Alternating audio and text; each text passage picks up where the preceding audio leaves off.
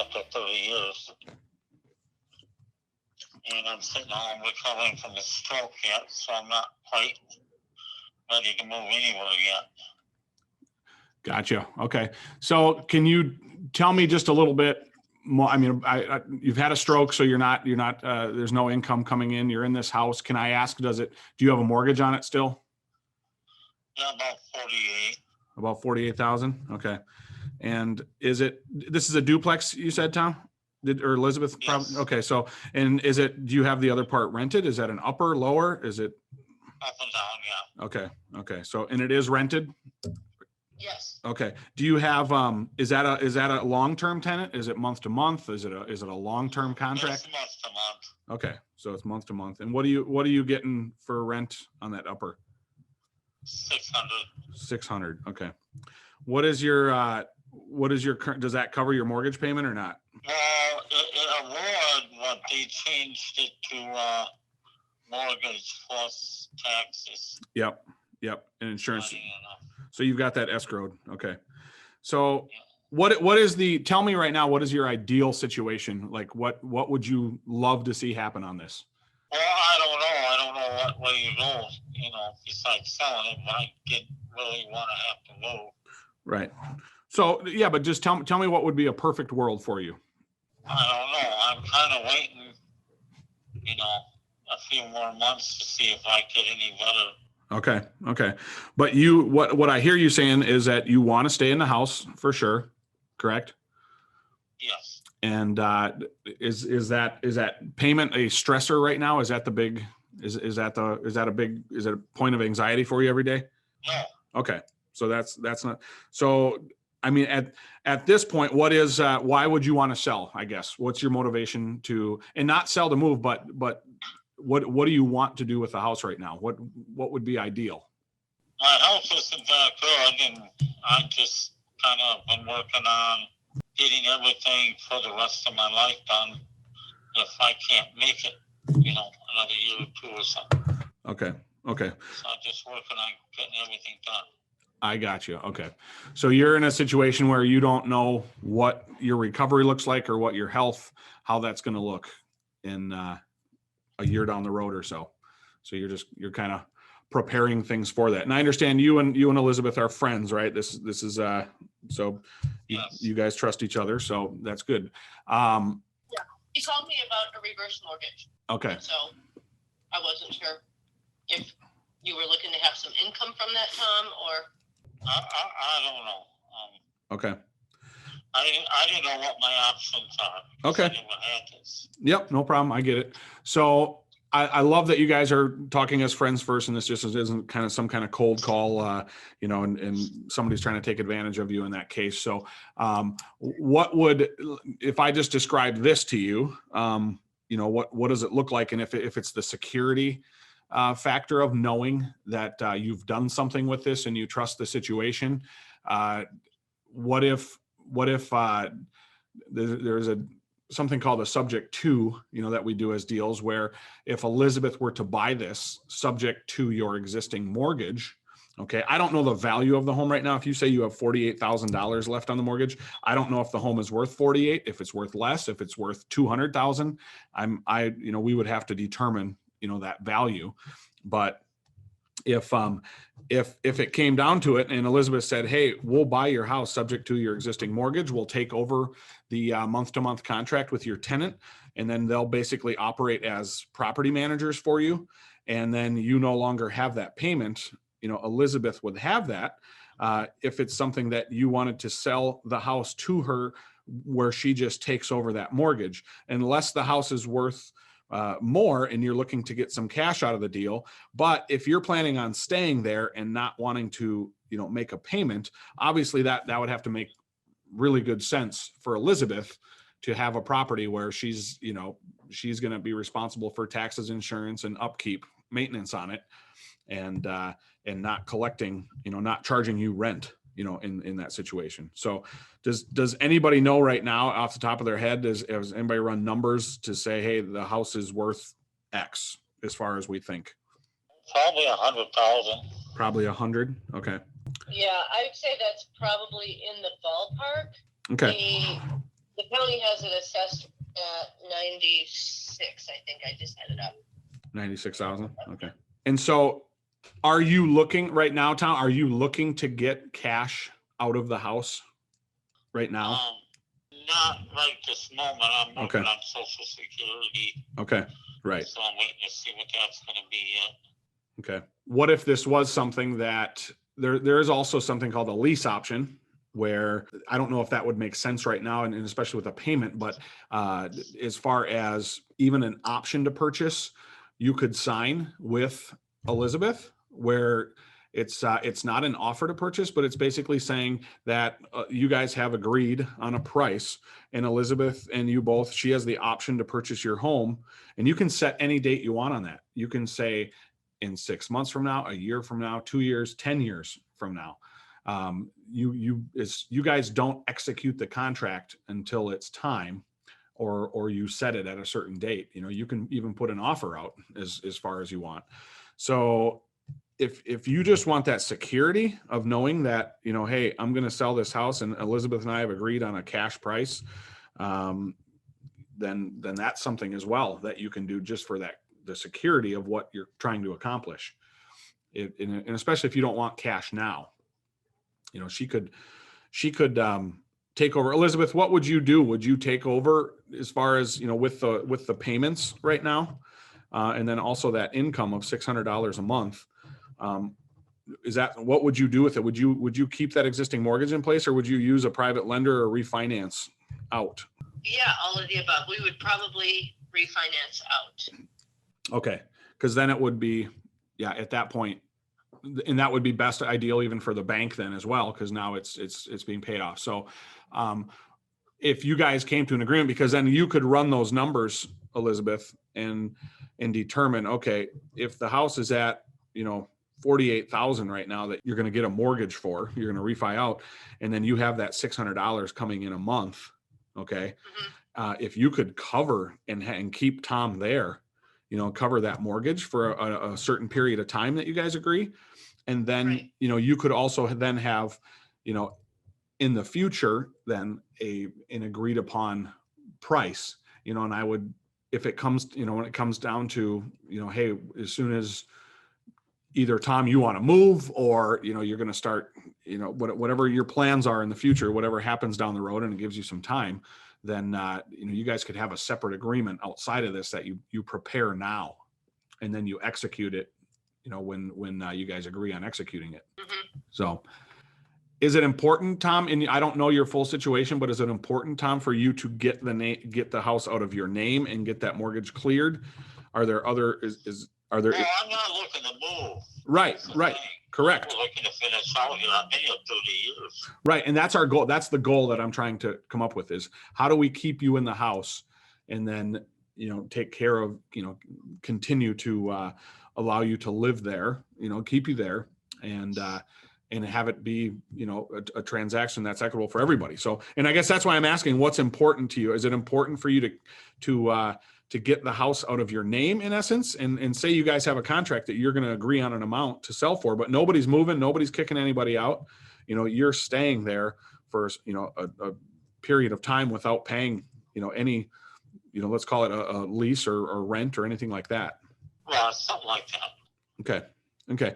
But I have to know numbers and whatever. yeah. You know, I know it ain't going to be that long, but I'm not looking to move. No. Yeah. No, I get that. I get that completely. Right. Yep. Yeah, that's what all of this is, to be able to keep you in your house so that you don't have to move. Yep. And so I guess I'm failing to see right now, you know, what your motivation is. What do you want the deed to transfer to somebody else that you trust and know that, you know, you have another transaction coming down the road? But, you know, what is your motivation right now to, is it the payment you want to get rid of? I can still make it, but I'm just trying to get a lot of stuff done. I got another house somewhere else, but I'm not in no shape to move. Okay. Okay. You got a couple houses. Yeah, well. Okay. I know. Well, one of them's that farm, and I'm not interested in a farm out of state. Right. Yep. But I guess, yeah, I guess I'm trying to see a bigger picture of what the motivation is and what we're trying to accomplish as far as, is it important for you to sell the house now to somebody, but have them allow you to live there? Actually, I'm gonna have to get back to you because I am kind of in something right at the moment here with my health insurance. Oh, gotcha. I'm just trying to find an option of what to do. Okay. Yeah, I guess what he's trying to ask is when you asked me about, and that's what I didn't understand either. When you asked about the reverse mortgage. Well, I'm not going to kind of sell it and rent back for $800 a month or something because I can live here for $500. So. Right, and that's what Matt's trying to explain is that we could buy it subject to your existing mortgage, and then we would make all the payments, and you would stay there for free. All right, well, think of something on that, but I'm waiting on a call here and see what we can do. Okay.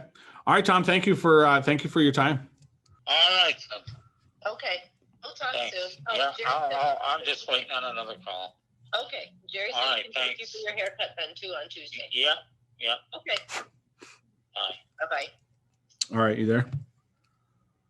Yes. Okay. So I still don't understand the reasoning at all, what he's trying to accomplish. And he wasn't able to articulate at all. Right now, what is his motivation to do anything? What is, that part is completely vague. For you to take over the mortgage, that puts you in a pretty rough situation. As far as if you can get the house for $48,000, great. But what do you inherit? What if the guy lives another 10 years and you guys are agreeing that he stays there for free? That doesn't work for anybody.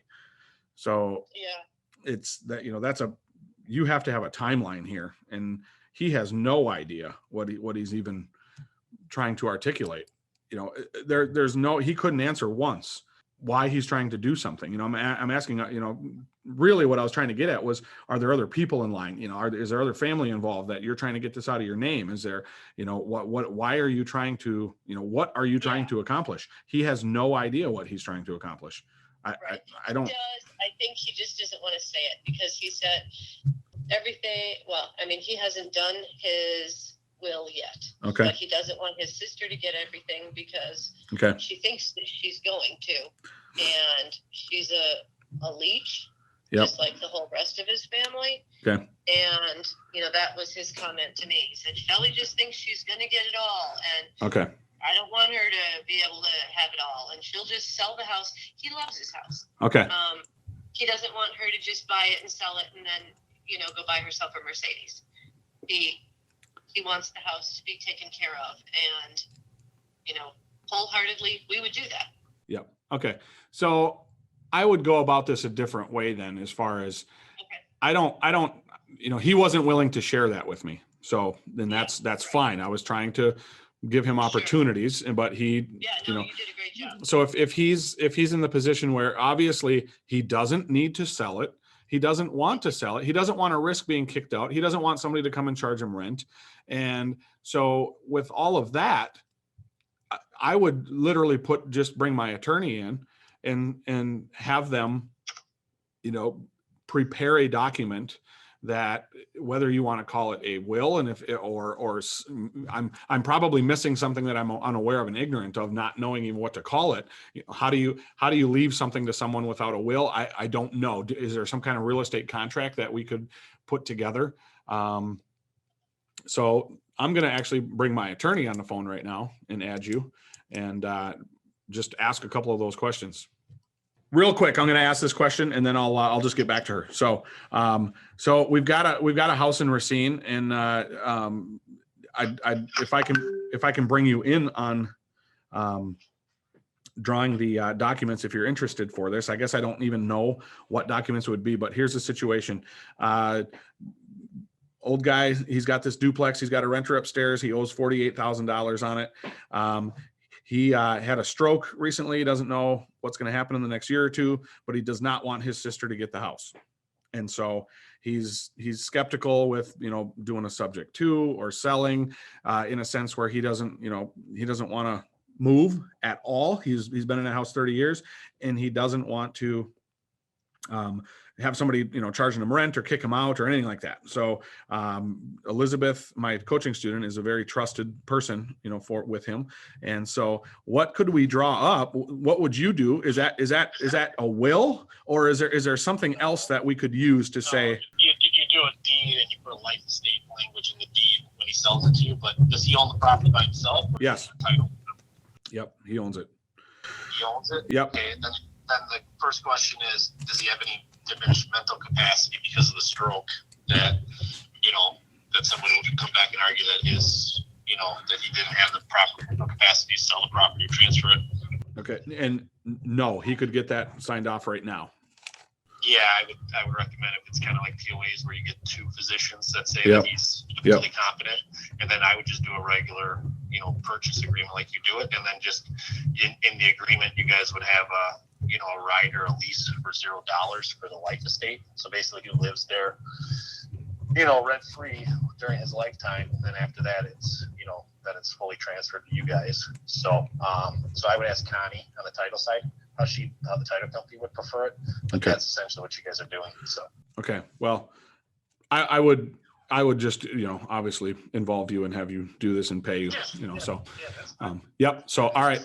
Well, that's what I'm going to do then. I appreciate that. Sounds great. We'll get 2 doctors, we'll get no diminished mental capacity, and then sign a purchase agreement with $0 for life estate to go on the deed. And that it will go to, Unless you guys just want to do a lease, an option or purchase agreement with a lease. And otherwise, you can give them a life estate on the deed. So, Okay. So however you guys want to do it, it's probably easier to do a lease with the purchase agreement. That way, he's not on the deed. You know what I mean? Yep. But there's those are 2 alternatives how you want to do it. So. Okay. I love it, man. I'm going to have Elizabeth call you. I'll hook you guys up an email first to get this going. Okay. So, All right, man. Thank you. Was very. All right. Sorry about that. Oh, yeah. Okay. No, it's It all good. it wouldn't let me merge the calls. So here's what Mark said right away. And again, see, this is why I do this, because I have no, again, I don't know about these things. So I just talk to the people who do and say, here's the problem. How do you solve it? And he basically ran it down this way. He actually did give a second option, which would be easy, is to have a lease agreement with an option in it. So exactly what I was talking to Tom, but I don't know if that'll confuse him. I can hook you and Mark up, and he would prepare the documents. And what he does is you do a purchase agreement, and then you would put on there life estate on the deed. Okay. And you'd charge $0 for the life estate, so that when he passes, then it will go to you. And that's without a will or anything. Okay. Okay. So, but the first thing he asked as an attorney is, does he have any diminished mental capacity? So, because that's what the family's going to argue, is that, when he signed this, so he needs to get, kind of like they do for a POA. You don't need a POA, but what they do is they get 2 doctors, 2 opinions to basically state there's no diminished mental capacity here. And then once he does that and he gets that, then you put those documents with this, putting the life estate on the deed when you close. So, Okay. and then So you it's don't, called a life estate. yep. And that goes on the deed, and it's $0 that you would put in there for that. And, with that no diminished mental, then you don't have to worry. Then now you're not on the hook, you know what I mean? For, you're not taking that risk that you're talking about, because that's way too risky, Right. basically, So, and especially now buying it subject to, and he doesn't know what's going on and refining it. I mean, you're just getting into things that it's unnecessary. You know what I mean? And you're putting him in a position, where he's confused as well. right, What that is. Because that was why he said he needed to go, because he started to just get Yep. antsy. Yep. That's- No, and I got that. I felt that a lot. That's why I was just like, okay, we're done. So I would not talk anymore to him about, confusing lease options and options to purchase. And I would literally just come to him and say, look, we have an attorney that can draw up documents that basically, and it doesn't need to be you. He can do this with anybody. But if you're truly trying to help him, you can just say, look, you don't need to do a will for this. We can basically do this where we put a life estate on your deed right now, that when you pass, that, you dictate where the house goes. So that he can stay in the house. He keeps his house. He keeps paying his mortgage that he can obviously afford. And he doesn't have to worry about anybody coming and stealing his house when he dies, because it's already on the deed. This is what happens when I die. Okay. That's very easy to explain to him. All right, but then we don't pay anything for it. We just get it. Or Well, if that's, if that is the, if that's the, I mean, he's not right now. I asked him straight up, do you want the money? Do you want a check right now? Do you want to cash your house out? And he said, no, I got Social Security coming soon. And he doesn't want to screw up his Social Security either with a big chunk of cash in his bank account. right, exactly. So the motivation that we found there was, he doesn't want to risk selling it to somebody. He doesn't want cash for it right now. And even to stay in the house for free, that doesn't do anything for him. He just wants to make sure that you found out that somebody doesn't steal his house. So if he offers to sell it to you down the road in a bit, you know what I mean? Then great. But give him the assurance and the confidence right now that he can arrange for things to go on the deed. Okay. And there's still going to be a mortgage attached. Okay. If he dies. So you're not going to get the house for nothing. You're going to get the house for $48,000 if he dies. Right. You know what I mean? Yeah. So it's just that you're the person that now inherits the debt. Okay. Yes. So that part, that's fine. I mean, even though the bank can, will be made aware of this, but the insurance isn't going to change. The deed's not, I don't think the deed's going to transfer. I don't know that answer. It may, but then you can show and the bank as well, who you are and what happened with this. If they call it, due on sale, something like that, then it's an easy refi for him and that you guys could do. And I don't know entirely the details of this. I'm making this up as I go in essence, but I think we found a solution that gets to the heart of, hey, he doesn't want to sell. He doesn't want any money right now. He doesn't want somebody to charge him rent. He doesn't want to move. He doesn't want to be confused over options. You're just coming to him. And when Jerry takes him to his haircut on Tuesday, just say, hey, we found a perfect solution for you. It doesn't require a will. It doesn't require anybody taking over your house or doing anything right now. It's basically just putting something on the deed that says what you want to happen with the house when you die. And you don't even have to mention your name. You can tell him he can put any name on it he wants. Okay? Yeah. All right.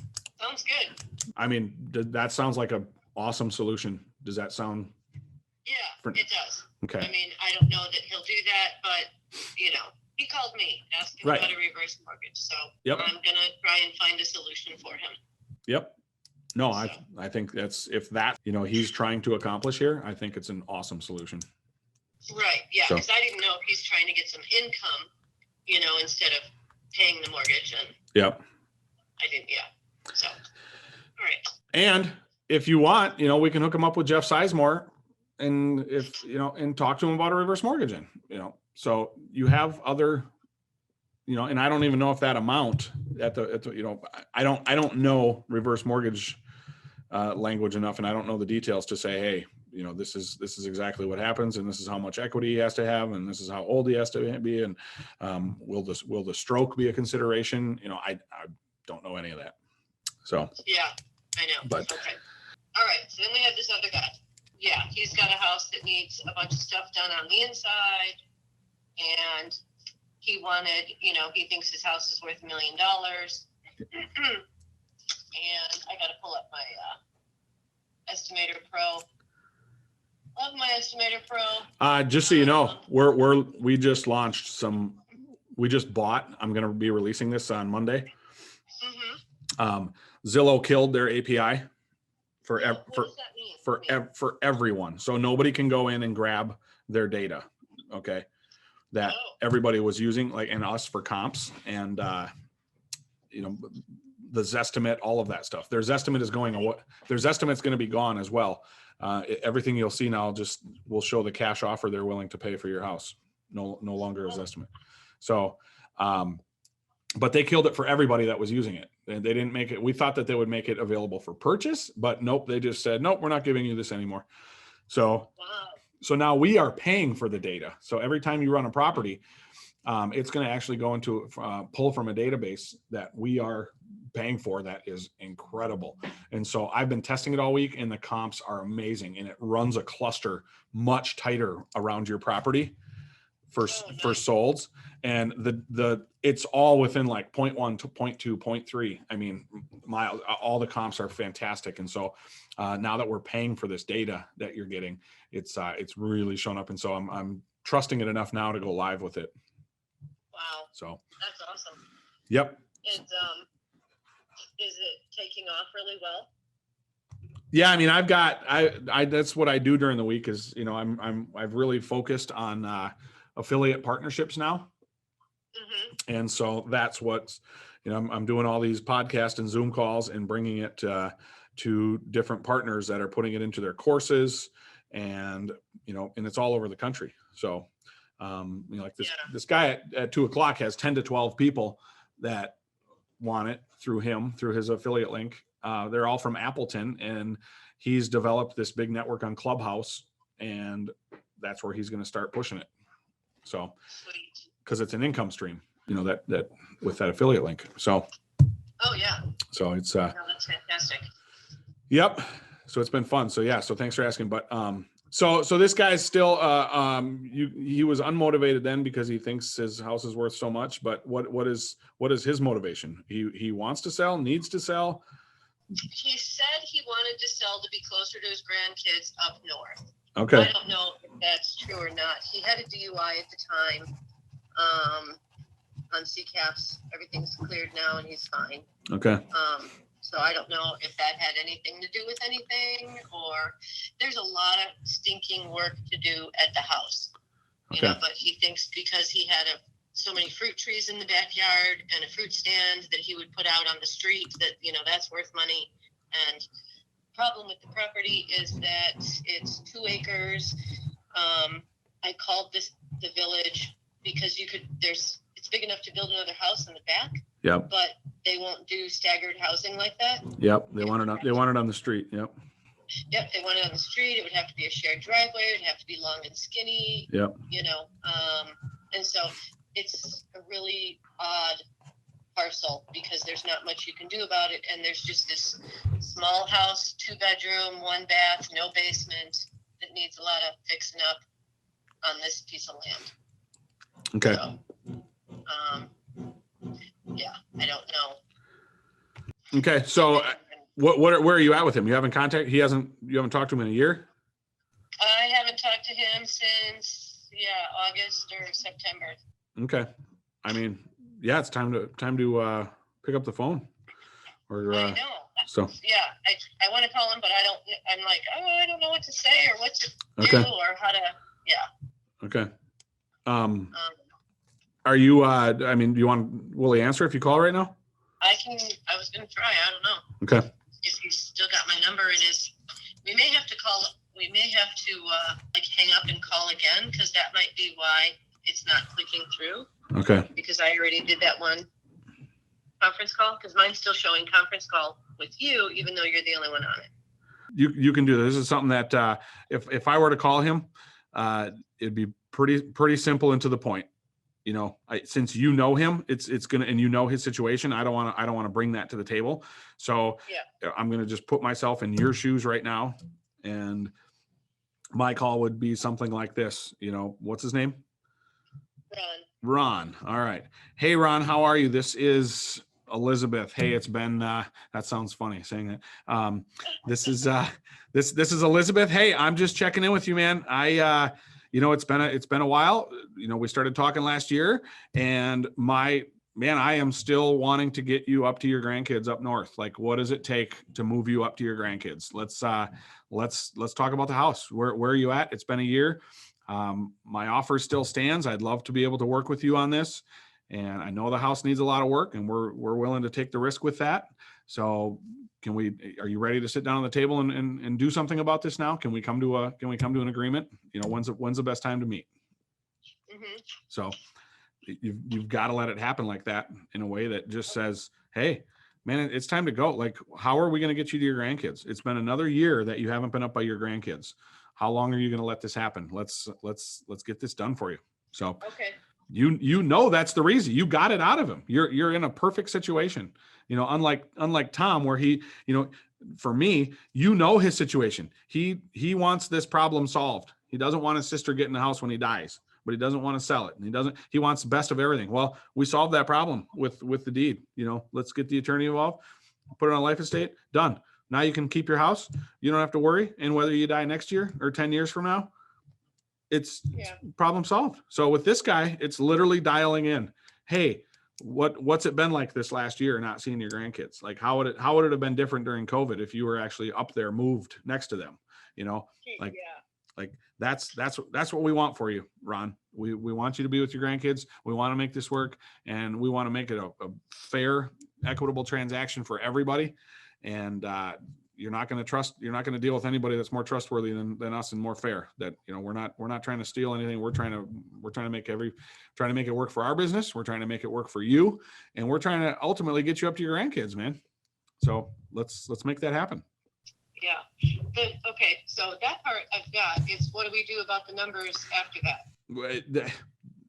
That part you've got to hear from him again, you know, like, okay, you've got to get down to, hey, Ron, let's be realistic. Here's our comps. Okay. This is what we're dealing with. And I can, if it comes to that, if he'll allow you to sit down, you've got to get face to face. Okay.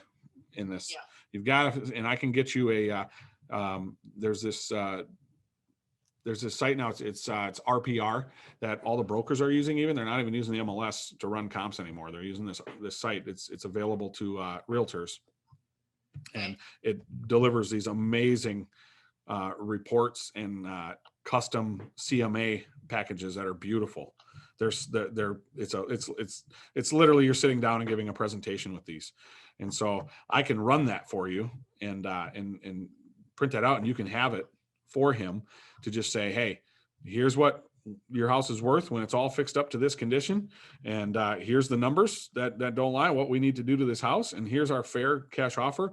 We can do multiple things. You know, we can even use a broker and get this sold for you. We could put it in our investor network. We could do a deal where we take over your payments. We could, have a lease that we're going to pay you with an option price that we're going to close on in a year or 2 years from now, you know, after we get the repairs done, so that we don't have to go and borrow that money. You know, there's all kinds of things to propose to him once you understand where are you at, what do you think you're going to get for this house. Here's the real numbers. Let's get real honest and realistic this time with actual data. That's what you need to show him. Yeah. Okay.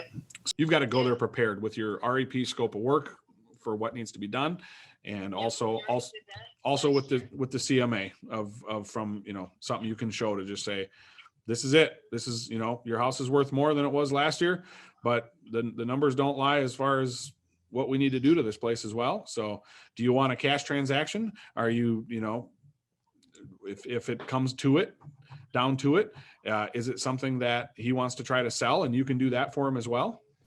Yes. Yeah. That's what I was thinking, is just wholesale it. So, yep. So, Okay.